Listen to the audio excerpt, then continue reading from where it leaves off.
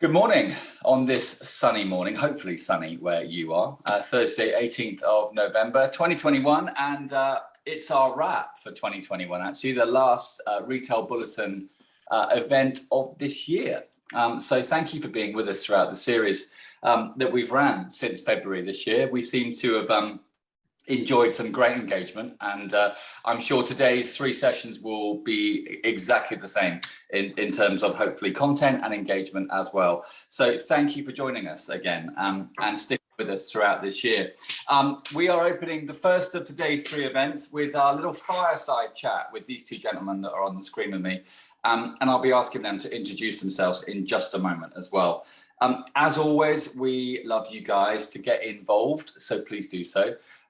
So somewhere on your screen, depending on what device you're using, you will see a Q&A button. Please use it. My job as the moderator is to make sure that these gentlemen get your questions. You might have a question for one of them specifically, or you may have just a general question that you'd like discussed in our little chat today, and we'll be happy to do so. I'll make sure that every question that gets asked gets answered. You've got a bit of sun on me here, so I'll try and adjust that in just a second. But let's enjoy the fact we've got some awesome sun. And I'm Darren, I'll be your moderator for the session. I look after a skincare brand called Scrubbed. I'm executive chair over at that business, and we're in the exciting Christmas build-up now, so it's great to see online doing this every day. It makes me happy. And I'm also founder of Williams Harding Consulting, and I work with a couple of clients there. And currently my world is chocolate and orthodontics, so how's that for a good mix of clients at the moment? Anyway, enough about me. By the way, my dog's around. For those regular viewers, you'll know that Scamp sometimes make an appearance. She is exhausted behind me right now after a 3-mile walk, so I'm guessing she may not appear during her morning nap today, but you are pre-warned in case she does. In fact, I think the first time I met Callum, she did make a very uninvited, quick swerve while I was trying to do the intros. So that's always a memorable one. But yeah, it makes the audience happy at least. So without further ado, I'm going to ask these two gents to say hello and introduce themselves. So Chris, in no particular order, I'm going to start with you, if I may, sir. Tell us about you. Yeah, hi Darren, thank you. Yeah, I'm Chris Griffin. I'm the CEO at secretsales.com, a luxury mid-market fashion-only marketplace. Great to have you with us, and I know that your colleague was with us before as well, so thank you to you and Secret Sales for coming back as well. Yeah, no problem at all. I'm sorry for letting you down that morning, actually. I was, as you know, I wasn't very well, so Dan jumped in, but I heard he did very well. He did an honourable job on your behalf, and it's great to have you back here as well, so don't worry about it. These things happen. Callum, over to you, please. Tell us about you. Cool, thanks, Darren, and morning, everybody. So I'm Callum. I'm the CEO of Linnworks. We're a commerce automation platform, so we help brands and retailers sell their products on lots of different channels across the internet and bring together their back-end operations into multi-channel portal that is Linnworks. So yeah, I've got teams across Europe and North America, and really excited to be here for this conversation today. I'm excited to have you back, and thank you also to you for your continued support at Linnworks for what we do here at the Retail Bulletin, and for sponsoring today's event. And many of the events have taken place this year because of your support. So always much appreciated, and looking forward to doing more with you next year as well. So we have an audience. Yes, there you are. I can see you. Good. Welcome. That's always good to know. You're starting a webinar off with people listening. So our job now is to keep you entertained and engaged, and hopefully sticking with us. So I'm going to start off with the two guys. As I said, use the Q&A button. I'm going to start having a sort of a 10-minute chat with each of the guys separately, first of all, and then we'll have a more open forum, and your questions are welcome at any time though as well. So Callum, take a sip of something hot and have a little break, and I'm going to kick off with you, Chris, if I may. And talk about this subject that we are preparing for future digital brand realities. It's a big mouthful, so let's try and unpack some of it. Sounds good. What trends are you seeing among brands and retailers partnering with Secret Sales over the last year or so? Yeah, I think that the main one that we're seeing is a greater focus across the business on the product life cycle. I mean, that's driven by a number of things, actually, not just the pandemic, which is obviously at the forefront of everyone's mind, and the changes that's caused in their business, but also basically the increased drive to sustainability, and basically how they manage their product ranges to basically make sure that they're being as sustainable as a business as possible. And I think that, you know, a lot of that increased focus, as we call it, on product life cycle is to look at things and make sure that, you know, that they're basically making money while basically looking after the business, looking after the brand. And so, you know, I think that with the pandemic, I think that especially in our area where we deal with off price, that, you know, there was a variety of ways of dealing with off price. A lot of them were inefficient, a lot of them weren't profitable, but it was built into the margins of the business as part of that product life cycle. And I think that now with the growth of online, with a focus on brands and a decreased wholesale business, those margins are becoming important. And also, you know, even whether it's within luxury, to make sure that basically the product they're selling is being viewed as being sold as sustainable. So, you know, we've benefited very much from basically working in partnership with these brands so that we can give them an exit route that doesn't damage their full price and brand equity, which obviously, as we all know, especially within fashion brands, our brands, that's basically their business. They need to make sure that that brand stays credible, and having too much excess stock, not basically having too much basic discount inventory, especially within their own channels, erodes their full price margin. So it's we're working very, very closely, rather than just being a channel for them to exit stock, which, you know, they could have maybe picked up if you're a mid-market brand and sold it all to TK Maxx in one go. Wasn't exactly the most brand enhancing route. It was just a way to solve a problem that happens to be sat in your warehouse. Whereas now with us, we offer them a partnership, really, in that we're a digitally connected marketplace that they can treat almost as if it's in their own channels. So they can put it alongside decent product adjacencies, control the pricing, control the presentation, and more importantly, also basically make sure that they control the customer journey and build the relationship with that customer, rather than traditionally third price channels have kept them away from the customers that are purchasing their product and just solved the problem of the inventory. So, you know, without going too deep at this point, until you drive me to, I think the number one thing of that is that product, the focus on product life cycle for us in all its forms. That brand equity piece though, Chris, I mean, I think holy grail, right? So you want to protect your brand and you want to clear excess stock. Yeah. And you've already mentioned some people that kind of do a knee-jerk thing and sort of clear it in a way they might not have necessarily thought it through. But why does it really matter, that brand equity piece? What's so important about it? The brand equity is why people go to brands. Without it, basically, that relationship's eroded. We all buy, most of us buy branded clothing. We buy it because of an emotional reason, that it makes us feel good for one thing or another, whether it's a watch, whether it's basically an item of clothing, shoes. You know, the brands take in many forms. And I think that, you know, if you see a brand in a forum that doesn't represent that emotional and engagement in a positive way, it chips away at that brand equity. And too much chipping away at that brand equity eventually hurts or destroys the brand. We've all saw, you know, what happened with Burberry. I love Burberry as a brand now. They took 10 years to restore themselves off over a period of what was less than 18 months of people chipping away at brand equity. Now, okay, in that case, it was the brand being worn in the wrong way, in the wrong style, but also that a ton of that branded product was turning up in basic discount inventory. And then there was obviously a problem with brand protection. But I think the one thing that we did when we designed Secret Sales was to look and go, well, look, you know, the first thing is it needs to be represented well. So having your product stacked high in a discount basically warehouse next to basically kettles and plates is probably not the best thing that what you want for your brand. But then even with an online retailer, do you want to basically appear in a flash sales next, you know, where it's obvious there's thousands of products, the price is discounted, the presentation's poor, all those things, all those touch points tend to erode. And so, you know, certain brands traditionally had looked at that and gone, well, look, we'll take control of it, and then we'll sell product for our own channels, and we'll use it to attract new customers. We'll have sales in our stores, which has a place. We'll always have a place in retail. But the issue with the whole thing with the pandemic, and this isn't going away, and also is that actually these guys, in order to have decent sized product ranges, are struggling to cope with the 30-40% of product that needs to be discounted. And that's a stat that's been in retail forever within fashion.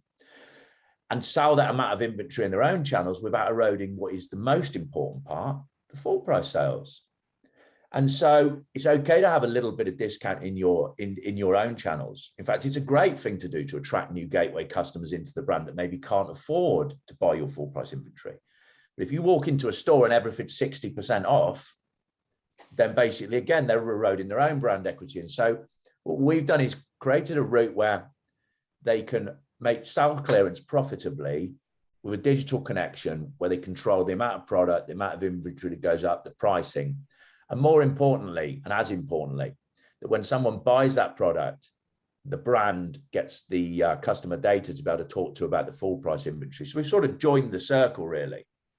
And that's pretty much the reason why it's driven, why we've seen so much growth. And we've got 900 brands live on the site. We're under 2 years old. Okay, not all of those are direct. Some of them are through third-party retailers, but a lot of them are direct.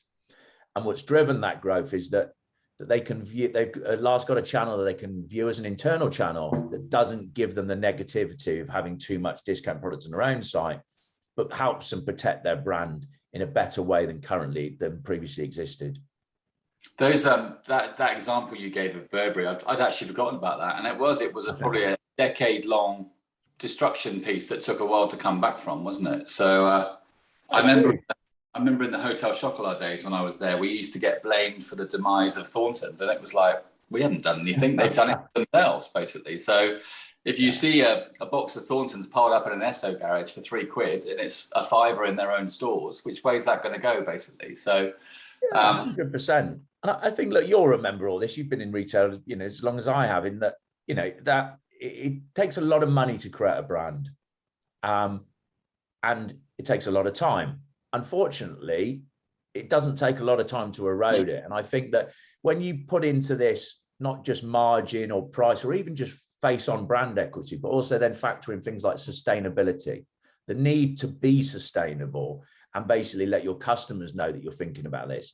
Again, having effective routes for all your channels. I mean, obviously it's easy for me to talk about non-full price because that's where we sit, but having an effective route for that basically gives you, that forms part of the complete strategy, just eliminates these quick and cheap and dirty routes that were okay when it was basically, when there was thousands of basic touch points across wholesale, that basically retail was more high street based rather than online. Everything's so visible today to a customer, it's a mouse click away. And so that problem, I mean, we'll stick with the example of Burberry that, ended up in the press and took ages. Everything, both good and bad, in the world of retail now happens faster because online is now the leading force.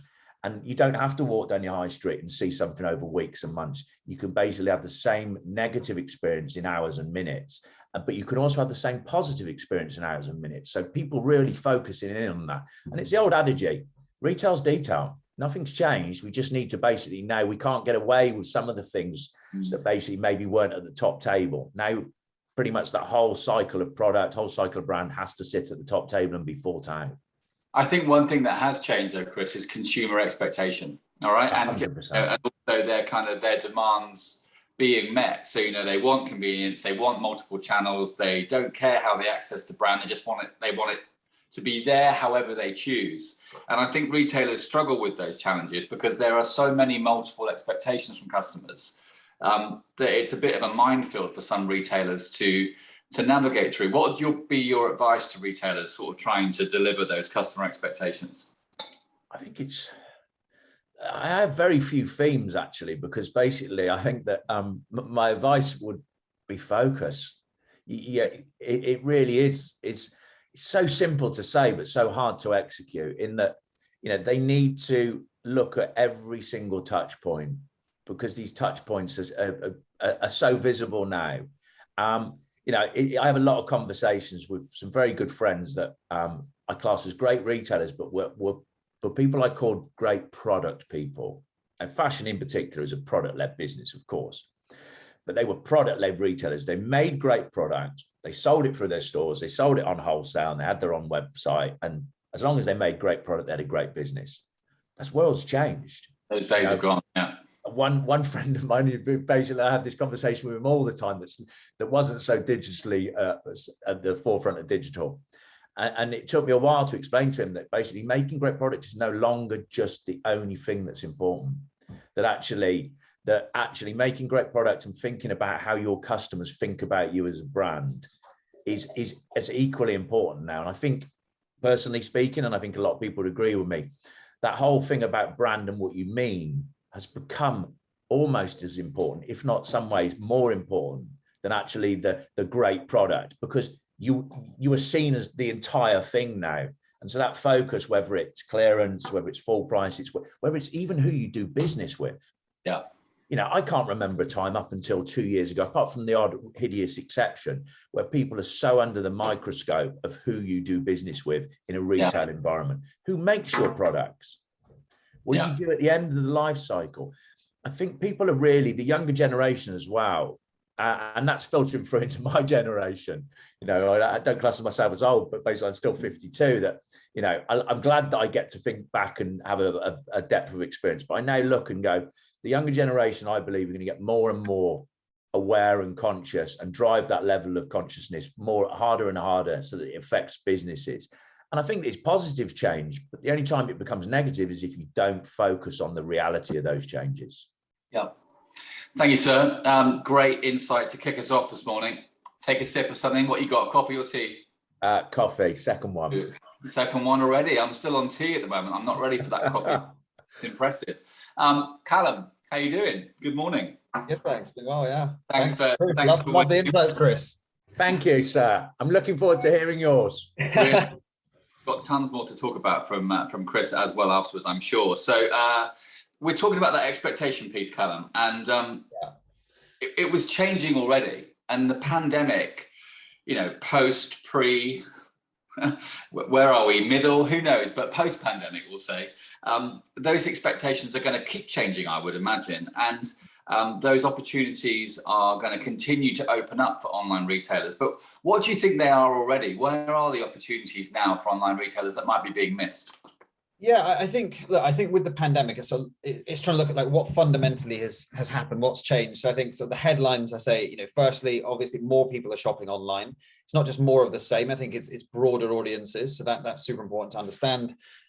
Secondly, I think those folks, you know, as kind of Chris said, like they're on lots of different channels now. They're not just, you know, there's more and more channels emerging, more channels getting investment. So, you know, the consumer is shopping and discovering products in different, you know, lots of different touch points, from marketplaces, on websites, social commerce, you know, all just everywhere across the internet, product is being put in front of us, wherever we're spending our time. So, you know, we've sort of, you know, huge audiences in this multi-channel world. And then the expectation from the consumer is convenience, right? Like it's the full brand experience, every touch point, from how you discover that product, the purchase experience, how it's delivered to you post-sale. So, you know, the landscape is evolving, but it's moving in a really clear direction, which is being driven, I believe, ultimately by, you know, the expectation around convenience. And I think increasingly, obviously, as well, alongside sustainability, you know, that is a massive driver, and it's going to be key into the coming years. So I think on the back of that, the opportunity for brands, for retailers is, okay, look, online, the market's huge now. There is so much, and there are so many different types of customers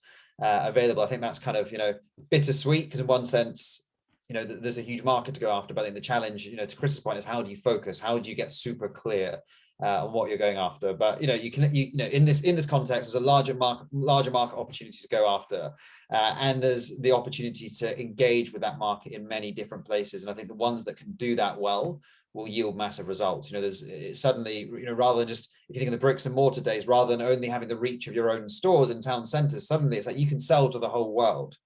But I think the challenge is, who do I go after, and how do I do that really well? And if I can get that right, then obviously, you know, you can go deep, and you know, there's massive opportunity for growth.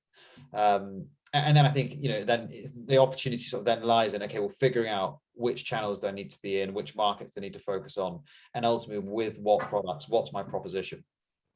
It's such an interesting point. And I think the dominance of the digital channel is no different, really. If you think back, when I started my retail career in the late 80s, and shops were everything, right? That was all you had, you know? And so abandoning your retail estate in those days would have been suicide. And it's been bewildering to me how some people just weren't digitally enabled even before the pandemic. And so therefore they got really caught out when all of their shops closed. So if a retailer's listening now and they're still playing catch up on their digital side, what would be the key areas of focus or investment that you would suggest they took advantage of to kind of capitalize on opportunities coming up? Yeah. Well, I think, again, it goes back to the fundamentals. It's, I think firstly, e-commerce is huge. So you want to be online. So invest in being online as a headline. Those the kind of three trends I mentioned. And I think secondly, the one around consumers and lots of different touch points. So I think it's about having a multi-channel proposition. I think investing there, you can't expect your customers just to show up on your website or in your store. I think some will, and those are all part of a good multi-channel strategy. You should run your own branded website. I think for many brands, it makes a lot of sense to have your own bricks and mortar store, but you've got to look to where the market is, moving and increasingly being captured, and recognize those channels, and then basically build capability, invest in capability that allows you to take your products and sell them to your customers wherever your customers are choosing to shop. We've used this terminology, sort of the effortless economy. That's kind of the world that we're living in. And so customers expect commerce to move to them. So investing in the technology that allows you to sell to your customers wherever they're choosing to spend their time, to be entertained, where they're discovering product, is so key if you want to stay connected with them and if you want to continue that brand engagement. So I think investing in that reach, and then obviously in the back end, it's all about, okay, if I'm selling in lots of different channels at the same time, you're running an online, proposition, you'll know that the costs to do that are high. And if you don't get on top of the cost base, that can kind of spiral out of control. So how do you bring it all together? How do you automate a lot of the back end processes in a way that means that you can drive down the cost base, and you got basically scalable economics in the business, and ultimately you can deliver a good experience to your customers.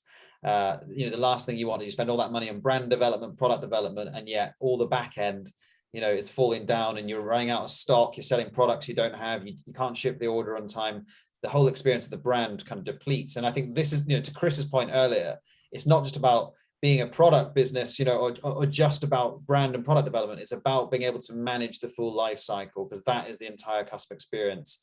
Customer expects convenience, and so you've got to deliver that in a fantastic way. So I think, so to summarize, it's investing in the reach, but then investing in the back end customer experience through ultimately the technology that's going to pin it all together and ensure that you can scale effectively.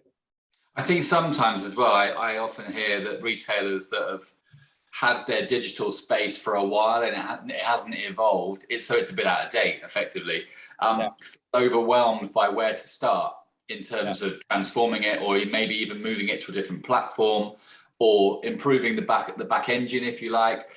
Is that a massive cost for any retailers are listening if they were to improve, update, move their platform? Or what advice would you have for those that know they've got a digital space but it's not very good anymore?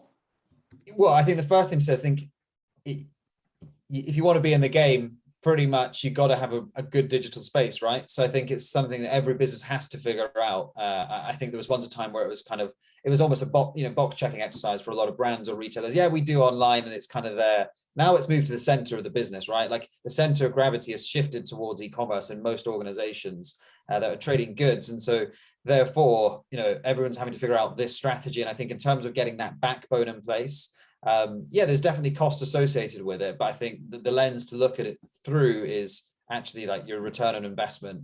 I think you make the investment into the technology, and ultimately it's going to be the platform that's going to help you grow your sales. It's going to help you drive down costs. So if you think about your P&L, actually it should be impacting your P&L on all fronts, and it should give you the data that allows you to control your business, to deploy capital effectively into your business. So there's of course a cost associated with buying technology to support your business, but I think the best decision making is done when you're thinking about actually what's the outcomes is going to drive kind of financially in this business. Where am I going to see the return?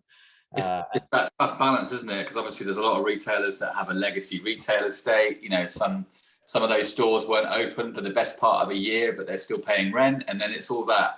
What would the cost be of really updating our digital life? And the return on that would be undoubted, but it's just literally having the cash flow, I guess, to do it as well. It is exactly, and it's definitely a challenge when you're trying to manage that transition, and you've got costs, sort of that legacy cost base, and you're trying to establish the new kind of cost base and how you invest in that effectively. It's definitely not easy, but I think what's so important, and we see regularly, is making sure you invest in technology that you're really that's going to drive value. So rather than just going to go cheap, like you pay cheap, you pay twice. That's often the saying, isn't it? And we see lots of businesses trying to kind of make a move into the space. They don't really think, what's the plan, what we're really trying to achieve here, and have we invested in the infrastructure to make it happen? Because ultimately your technology, it's like your digital infrastructure, rather than your bricks and mortar. It's the same in the digital world. And so getting it set up in a way that logistically is going to support the business for the long term is so important. So I don't think it should be done in haste, and I think if you do it really well, it can be a huge unlock for any business. And Chris and I obviously were talking about convenience and customer expectations, and the constant pressure on retailers to deliver what customers want, where they want it, how they want it, and so on. And I guess without a all singing, all dancing, all engines firing digital space, they're never going to be able to really achieve that, right? Yeah, and I think you can build up. You want to start tactically and figure out, okay, where's the opportunity? Understand where you're getting the return and grow. Almost again to what Chris said about focus, we rarely see a sort of brand or a retailer make a transition and suddenly they're in every channel with all their products, in every market in the world. It's about establishing, okay, we understand how to do e-commerce, our back end's working, we can do the logistics in one channel. Let's plug in another, and then we start thinking about product mix on these channels, like which customers are in which channels. Different customers are looking, a customer on secret sales is a different type of customer probably to the one that's on the brand website. Yep. They're looking for a different experience, but there's a really powerful proposition in the secret sales channel. And so you want to unlock that customer base. If you don't, you're basically missing out on part of the market. So you don't have to do it all at once, but I think it's about establishing a strategy of how we grow our reach into the market and stay connected with our customers.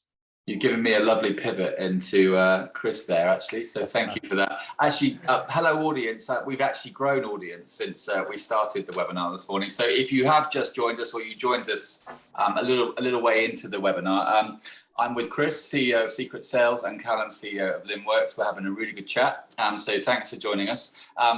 We do welcome your questions. The Q&A button is somewhere on your device. Use it, and I will get your question to these gentlemen here. Chris, I'm going to come to you actually just to follow up on the point Callum was making. That non-full price inventory sale, the secret sale shopper is different.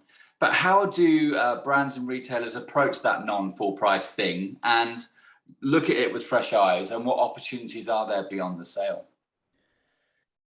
Yeah, I mean, look, just to sort of echo what Callum was saying then, actually, which is going to dovetail into your answer in fairness, is that, interesting enough, I think companies like Callum and basically the problems they're solving for retailers are fundamental. It sort of goes back to, as Callum will probably remember, my Anatwine days, in that I was like, 10 years ago going, look, this is all going to connect.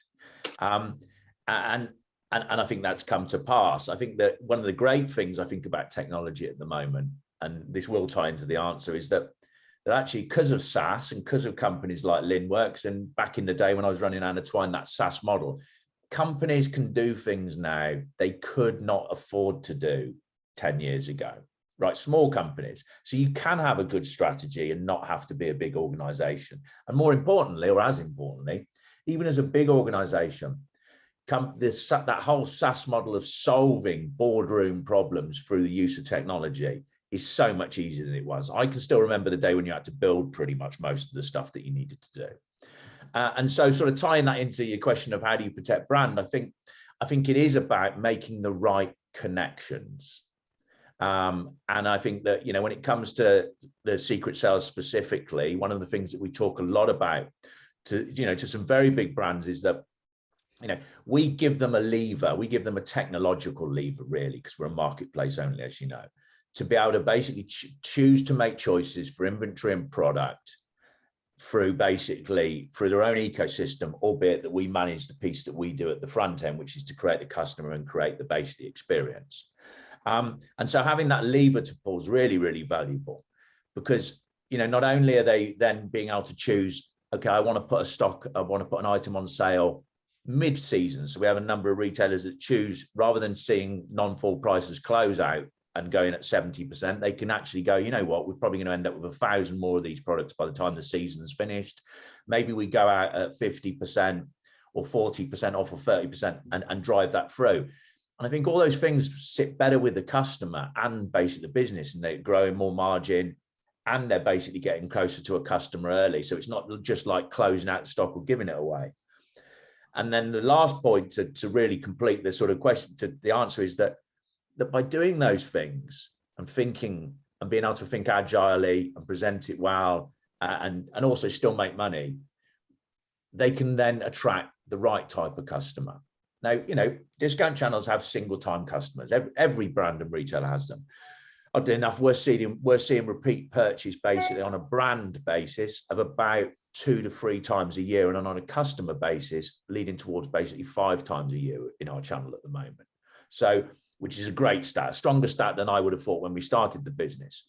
And so we're seeing engagement basically so that people are coming back and buying brands, but they're also coming back and basically buying other associated brands. And actually there's a great deal of patterns in retail about the brand groups that people buy and then how you can upsell to them, etc. But again, because we pass that customer detail through to the brand after basically somebody's purchased it, the brands that we're working with are seeing, God, I could think of one brand that we gave 10,000 new customers to last month. 10,000 new customers they hadn't ever seen in their own channel. It's not to be sniffed at. Sorry, say that again. Not to be sniffed at, 10K customers. You look at it, and it's one of the stats I'm actually really proud of when I talk about sustainability, which doesn't normally sit together with like CAC and new customer acquisition, in that we give them those contacts for free. Now, it's part of the service we offer for basically having connected to us with their inventory. And because we're a marketplace, we take on average about a 20% commission, which means basically we're more cost effective than the TK Maxx's of this world anyway, because they don't have to move the stock. It's sat in their warehouse. It's the classic marketplace model. But when you add in the fact that you're going to get 10,000 new customers for free and work out the cost to just acquire those names, if you were just trying to get email signups, the cost is significant at that sort of level. Basically, we're also seeing about 30% of those in the first 3 months convert to full price customers in this specific brand that I'm talking about. But actually, the stats are broadly similar across brands. Well, if you take a cost to acquire a customer of £20-25 and factor that up, the reality of it is that it's all feeding through to basically their bottom line. So they're making money on clearance. They can think about it more strategically. They can invest more into it. And again, the whole thing that you'll hear from me throughout this webinar, it's basically around that, looking at the total journey, the end-to-end experience. So to be able to protect brand and make margin and do it in a way that is digitally enabled so that you're not having to waste money on moving stock from warehouse to warehouse or all these other number of traditional choices that would be made that meant that, you were going to lose money on clear out stock. Makes it a far more exciting proposition for a retailer. We've got luxury retailers, one of the largest luxury retailer chains on the planet we're talking to at the moment, that when we sat down and explained that there was a route to be able to solve all the things that we all knew that they didn't like about clearance and gain customers and then factor in these sort of numbers, they're like, oh, this is a focus channel now rather than one I'd rather wasn't here. Like, where do I sign? Yeah, I mean, let's be clear. Most brands, not all, but most brands would rather that everything they sold at full price. But it doesn't happen. No, of course, absolutely. Thank you, sir. Callum, just pick up that point again about experience and brand, because I think we're talking about cost earlier on and that being, prohibitive to some improving their digital experience. But some retailers worry about pivoting to multi-channel and improving the digital space and then losing a bit of control over experience and brand. What would your advice be on that?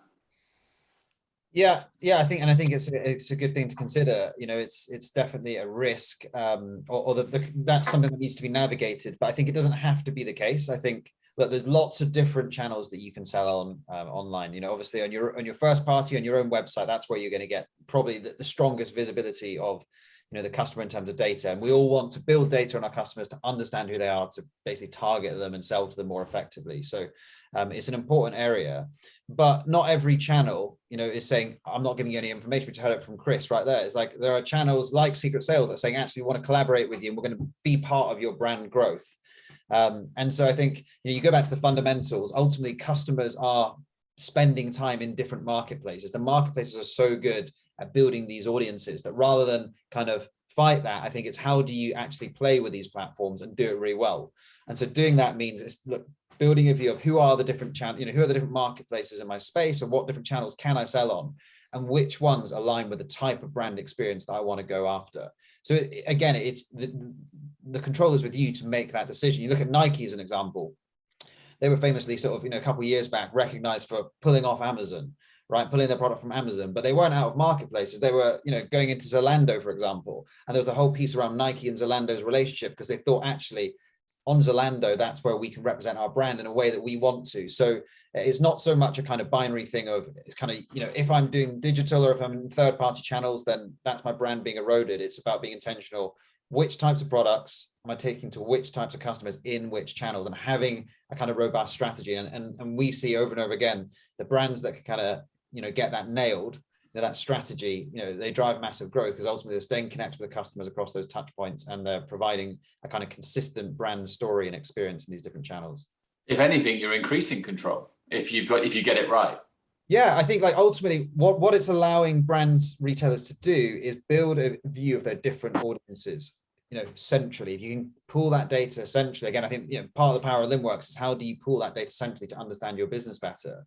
We're connecting, our customers into all of these different channels. You get that view centrally and you begin to understand your business better. And so, it's trade-offs. Yeah, maybe in some ways you give up, but actually there's opportunities to gain more and to become a better business by forming a really clear and robust multi-channel strategy.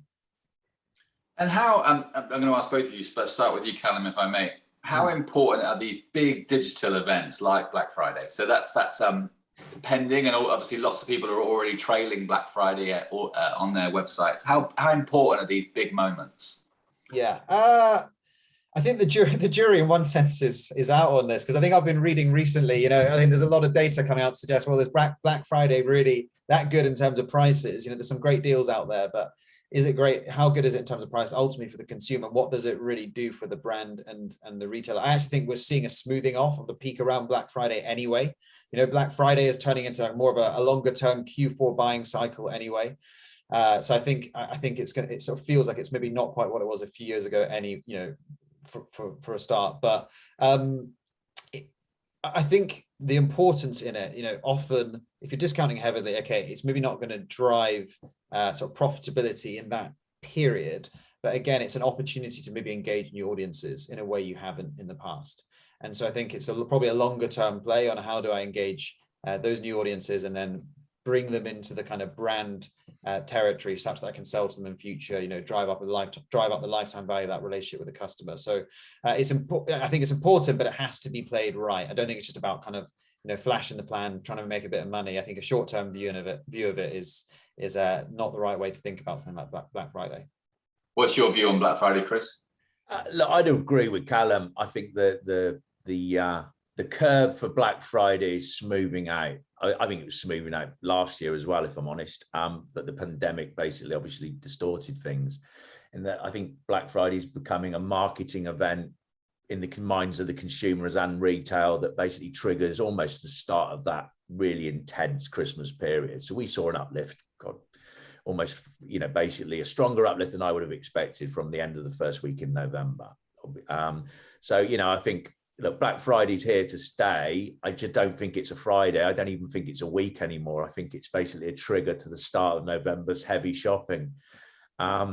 And I think, echoing again Callum's points of view in that, not all channels are equal. I think retailers need to consider that the consumer expects discount, pre all this Black Friday stuff. Basically around this time of year, people were very price sensitive. It's always been the way. And I think retailers and brands have to think about basically what they're trying to do here. It's odd sometimes those conversations aren't as clear as you would expect sitting inside some of the boardrooms where you're like, they're following a trend rather than a strategy sometimes. And I think that's not a criticism, it's just an observation in that people need to realize that if they're going to have to get in the game, because the game is basically people are expecting to be more price sensitive, not in your entire inventory, but on a certain amount, then that channel selection and the ability to use the channels for what you want to achieve becomes even more important. That's why that's one of the beautiful things about digital. You should be able to make, if you set up well, you should be able to make the right decisions very, very quickly. It's just you've got a basic plan to be set up well. And so I think the retailers that are set up properly and connected to the variety of channels that they need to serve the purposes they need. You know, there's channels that you can use that are all about just exiting stock. There's others that are about basically a more complete experience like our own. You could argue there's a place for basically all these channels to a degree. It's then about you choosing the right strategy for your organization and making it profitable. And, you know, again, not to keep echoing Callum's points, but, you know, this is the best time of the year to acquire new customers, bar none. And so being in the game across those channels and looking and going, here's my really profitable channel. I'm selling all my full price inventory. It's called my e-commerce environment with a little bit of clearance. Here's my clearance channel that I'm going to sell maybe some of my older inventory or some of the stuff that I've got too much of, but I'm going to make some money, but I'm going to acquire some customers that are in addition to my channel. All these different channels have a place in an ecosystem that basically builds up a great strategy. And unlike the days that I'm sure we both can remember, we can all remember, is where those decisions were hugely complicated to make when you were in bricks and mortar and wholesale. In digital, they're actually not that complicated. You've just got to make the right decisions and then connect the dots and choose the right partners that truly fulfill against your strategy rather than just basically give you lip service. Got it. Thank you so much, sir. Audience, thank you for growing even more since we started. And we've actually just got our first Q&A in as well. So keep it coming. And let me find out who this question is from. This is from Brendan. So I'll bring this to you first, if I may, Callum, and then I'll come back to you, Chris, for a tail end on it. So M&S, they're trialing outfit rental. Well, I didn't know that. That's something I've learned something new this morning, Brendan. Do you think renting fashion product is an emerging market given the heightened environmental focus? Fancy taking that one? Yeah, I can take that. I personally think that it will be. So I think the whole thing of secondhand sale of products and rent of the products, I think is going to be really important. It's just fundamentally, if we want to operate more sustainably, then I think that's going to be a growing space. But at the same time, I think there's going to be a way to go in terms of figuring out logistically how to make it work, you know, from a financial standpoint. You know, like it's expensive to do. And I think a lot of these kind of, tests at the moment are tests. So they're trials, which they're trying to understand, you know, lots of businesses trying to understand this business model. How can they make it work? So it's going to be interesting to see basically how it does evolve, what can work and what technologies develop to support it. So in summary, yeah, I think it's going to happen, but I think there's going to be some time before it really kind of gets full traction and reaches proper scale. Well, I've learned something new this morning as well, so thank you, Brendan. I actually have a question in from Glyn for you, Chris, actually. So thank you, Glyn. Glyn wants to know, are physical stores likely to feature in your model at some point? No. There you go. Actually, that's a little bit basically, that's a little bit disingenuous. Physical stores, I think, will feature within our model as part of the supply chain. So just to clarify what I mean by that, if I have customers that basically have a limited, because that's the way I think it's going, number of stores that they want to use within to either give access to inventory or access to collection points or basically or convenience for customers, then yes, we definitely do plan to basically connect those across them. In terms of targeting physical stores exclusively for a source of inventory, I think that's one string of a bow that you would need to connect to make stores basically worthwhile. I think it's got to be all part of the experience. It goes back to that theme I keep saying, isn't it? Thinking about things completely. But in the, you know, I think so it's more about servicing client demand than basically us being strategically about we're going to go after stores. It's making sure that we're thinking about the client's inventory and the service levels. Got it. And another one for you, Chris. Actually, this is from Rob. Thank you, Rob. I see that Secret Sales have a pre-love section. Is this customer returns or a genuine pre-love resale? And he's very interested in how that can be profitable. It would.